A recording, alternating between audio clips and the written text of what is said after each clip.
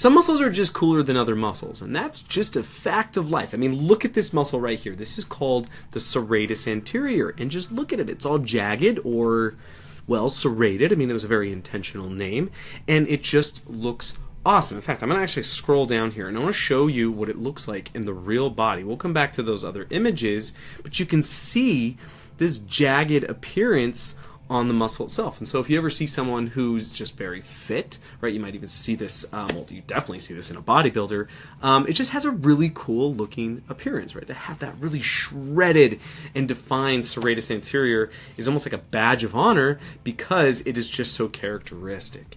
But it's also a really cool muscle. And so what I'm going to do is I'm going to scan back up here, and I want to talk about what the serratus anterior does for us, because what it's basically going to be doing is playing a part in holding this thing onto your thoracic rib cage. This is called the scapula, or the shoulder blade, for those of you who just don't want to use anatomical terms.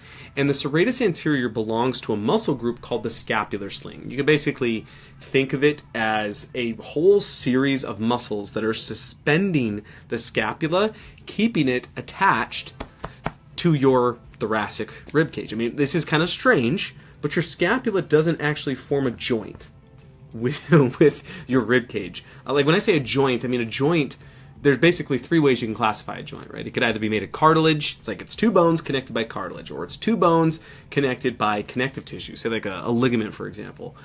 Or there is a joint capsule. So this would be a synovial joint, like your shoulder and all that stuff, like there's fluid on the insides.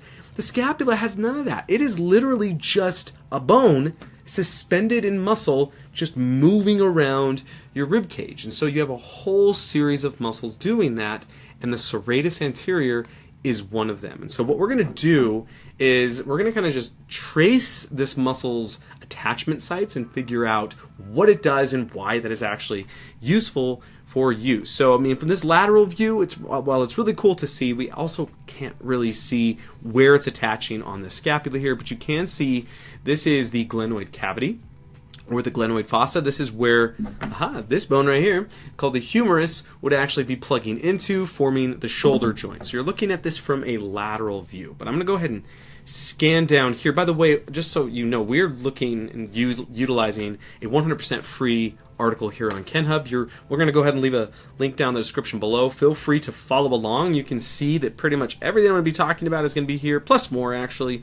All of this 100% free. Go ahead and see that link down in the description below. But so what we're going to see here are the attachment sites. And so what you're looking at are highlights for ribs 1 through 9.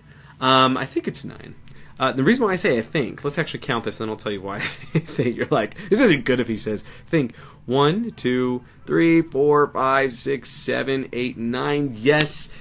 The reason why I say I think is because serratus anterior is commonly variable. In the sense, like, if I was super rude and I dissected you and then I took pictures of it and showed you in this horrifying scenario that got way darker than I intended it, it's possible that you actually, your serratus anterior only goes down to rib 8. Or it is even possible, I think it's like 3 to 5% of the population or something like that, don't quote me on those numbers, but it's something pretty low, that it even goes down to ribs 10, which is this one here, and even onto a floating rib, being rib 11. So there's a large amount of variability with this muscle. So what you're going to commonly see, like when I'm teaching this in the classroom, for example, I'll be writing this on the whiteboard. Like, serratus anterior is going to originate on ribs 1 through 8 is how I typically say it, and then I like to put a little sometimes 9 on the side, and that's just the way serratus anterior is. I mean, the thing is, every muscle has variability. It's just some of them are very unlikely to express that within our species, right? Like there's certain muscles that anatomists just start to geek out over if they're doing a dissection with a cadaver and they see that there's variability in a muscle. It's like, cool, I knew this was possible. It just doesn't happen all that much. Serratus anterior is not one of those, right? It's like you're dissecting it, and you're like, it's at 9, oh, it's at 10, or it's at 8. you're not all that surprised, and you kind of just roll with it. So, but what it does, and let's actually scan back up here, you can see that as it's attaching to the rib cage, it's not coming all the way over to these costal cartilages, right? The costal cartilages are where the ribs are attaching to the sternum. Instead, it's kind of plugging in right on that lateral surface. And so while we are highlighting all of the ribs here, in reality, it's going to be kind of like on the edge of it. And yeah, so just understand, like when I say edge, like the most lateral edge of those ribs. But that is going to be the costal attachments or the rib attachments. We also need to see where it attaches on the scapula. So we're going to kind of use a combination here of the image, which has an awesome highlight here on something called the superior angle, but I also want to show it to you with this plastic bone here. So you can see there's this sharp ridge. This up top, this is called the superior angle, and that's simply because, well, it's an angle of bone and it's up, right? That's a very good name. This is going to be one of the attachment sites for the serratus anterior. And then if I hit over here, you can then see what's called the medial margin or medial border. Kind of depends on what text you're looking at. I've always taught this as the medial margin, but I do think the majority of texts would say medial border. Doesn't really matter. It's kind of like a potato type situation. But this is also going to be an attachment site for the serratus anterior. And then we also have the inferior angle, right? Like in anatomy, they're not going to take the time to say superior angle unless there is a comparative inferior angle. And that's exactly what we have down here. So serratus anterior is going to attach all the way down like this. But here's the thing that you're not really probably grasping too much. If I go back with these images, like you can kind of see it. This is more so, watch this. So I've been showing you the posterior side of the scapula, but as we look at this image here, you're looking at an anterior side. So let me flip it around. This smooth surface here is the anterior surface. This is the part that is articulating and directly interacting with the rib cage. And it needs to be smooth because if it was the opposite side, I mean, it'd be like speed bumps. Can you imagine? It's like, right, as you're kind of like moving your entire upper limb around. That's not going to make any sense. You don't want to do that. So it's going to be on this side. Well, serratus anterior, watch this, right? So I'm going to scroll back up. Serratus anterior is going between, can you see this? It's actually going between the rib cage and the scapula.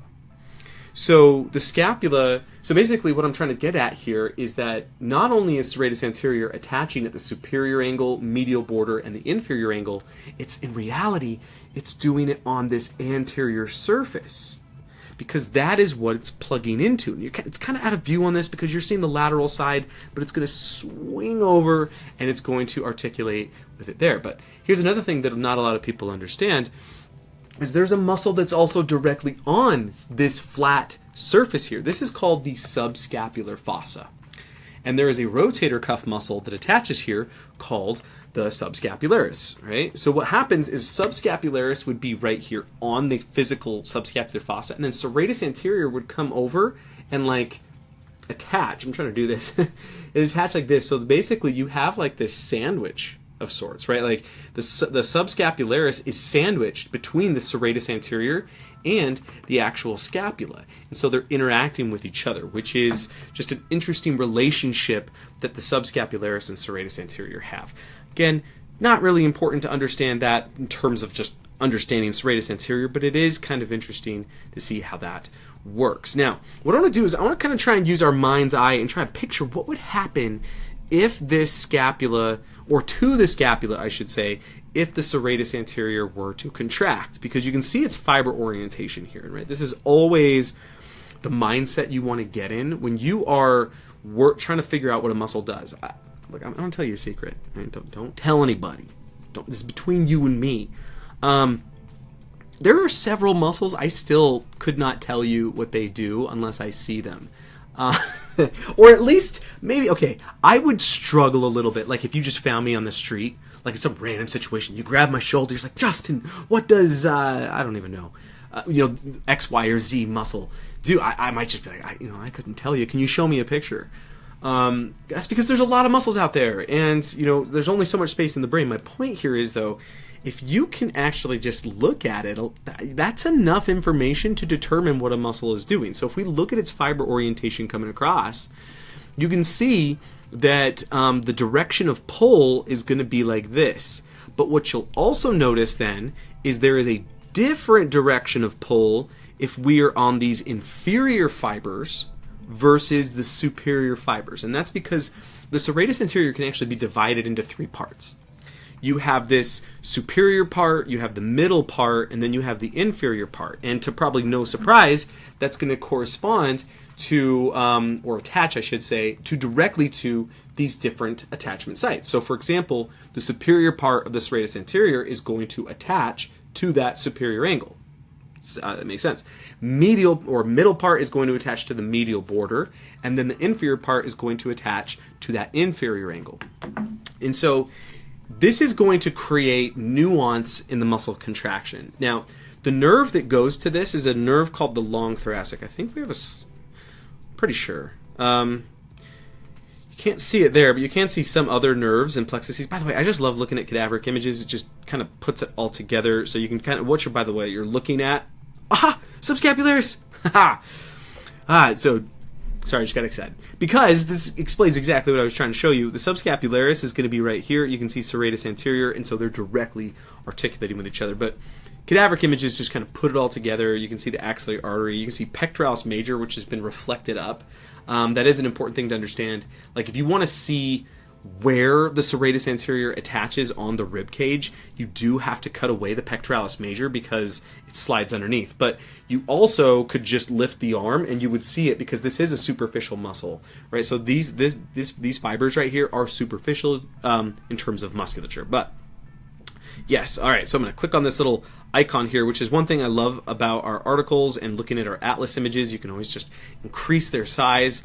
You are looking at the brachial plexus, and the brachial plexus is a giant superstructure of nerves. It contains 17 different nerves that go to pretty much your entire upper limb, as well as latissimus dorsi and the pecs and serratus anterior. This nerve right here that's coming off here, and you can see it labeled, and this is called the long thoracic nerve. And so the long thoracic nerve is going to come down. It's going to innervate the serratus anterior. You can see it. I'm going to actually scroll down here. You can see it kind of looping down here, and you can imagine that the serratus anterior would be here had this illustration shown that. And so you'd be able to see it be innervated. But going back up here, I think you then can imagine, right, like depending on which portion of the muscle is contracting, you might get a different type of movement.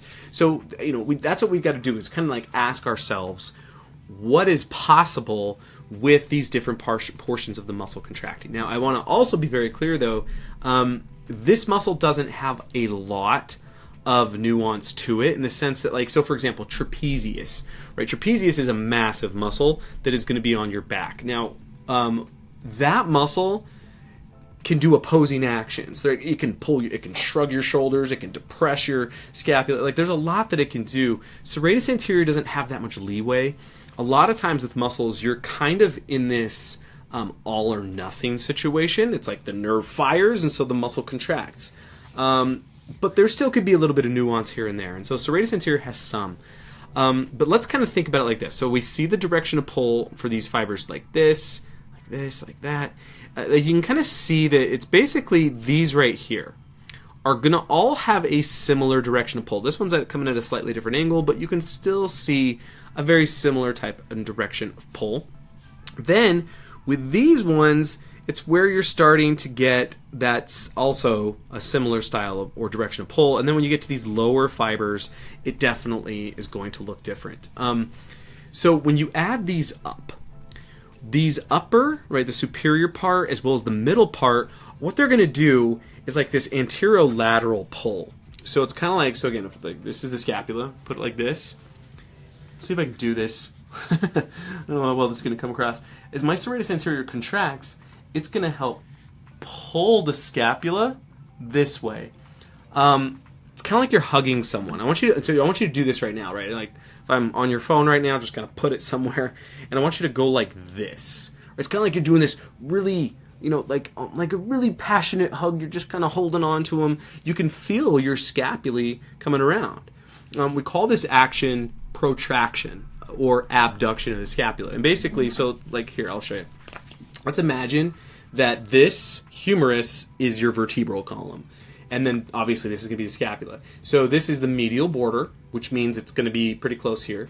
So what's going to happen is in protraction or abduction, the scapula is going away.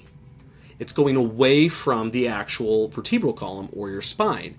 So that's exactly what it's doing, right? Because the direction of pull, remember, like serratus anterior is grabbing it from this anterior side and pulling it like this. However, look at this rib cage. The rib cage is rounded. Can you see that? Right, so since it's rounded, it's not like it's just going to the sides. It's actually curving around on the surface of the rib cage, which is why we describe this as a very anterolateral direction of pull. But the way I've always taught it is this is protraction. This is abduction of the scapula. You just kind of have to remember that it's also happening in 3 dimensions. But another thing is happening for these inferior fibers. The inferior fibers, by grabbing onto that inferior angle, when they contract, what they're going to do is they are going to rotate the entire scapula upwardly. Again, so if we go back here, right, you can imagine that this is the vertebral column. If you keep an eye on that inferior angle, it's going to rotate upwardly. Can you see how it's like swinging up? So watch this again. I go just like that, right? So that is what we call upward rotation of the scapula. And serratus anterior is going to play a part in that. In fact, arguably that's its most important function, is its ability to upwardly rotate the scapula. But again, that would also depend. I really shouldn't say most important. It really depends on what the activity is and what you're trying to do. But still, that is going to be a significant function for the serratus anterior. So to put this all together, right? So this muscle coming off the side, and again, I can kind of come down here. Let's look at its attachments, right? It's coming off of ribs 1 through 8, sometimes 9, sometimes 10 or 11, but usually it's 8 or 9. And then what it's going to do is it's going to attach at the superior angle, the medial border, and then the inferior angle, and it's going to do this hugging motion. But by the way, if you actually combine the full thing, it's really awkward. It's kind of like, right? To upwardly rotate your scapula, it's kind of like you're doing a jumping jack. So as you're doing this action, going up like that, but then imagine you're hugging someone at the same time. That is the true action of serratus anterior. And remember, it's the inferior fibers that are pulling on this inferior angle which are able to do that. But this is also going to be innervated by the long thoracic nerve. So just a reminder, all of this is, look at this. I just want to show you real quick. This is all part of a 100% free KenHub article. There's so much in the KenHub platform to explore. I really encourage you to just kind of peruse it and see everything we have to offer, because you're also going to see, especially if you become a premium member, then what you could do is have access to videos and lectures that are going to like talk about all of these different things within the article. Where you'll even see let's see if we can find it, the quiz, right? We have study sessions, exam quizzes. All of this is just available to you as a premium member. So I really encourage you to do that. But if you just want to learn, if you're just like, you know what, Justin, I just want to learn stuff, you can do that with our articles. Again, you will find that down in the description below. But hopefully you enjoyed this video. Hopefully you learned something about the serratus anterior. Be sure to let us know when you're down there liking this video, because I know you're going to like this video. Be sure to let us know in the comments below what you'd like to see in future videos. What other topics, what other subjects are you interested in? And we will be sure to make them. But as always, thanks for hanging out with me, and I will see you next time.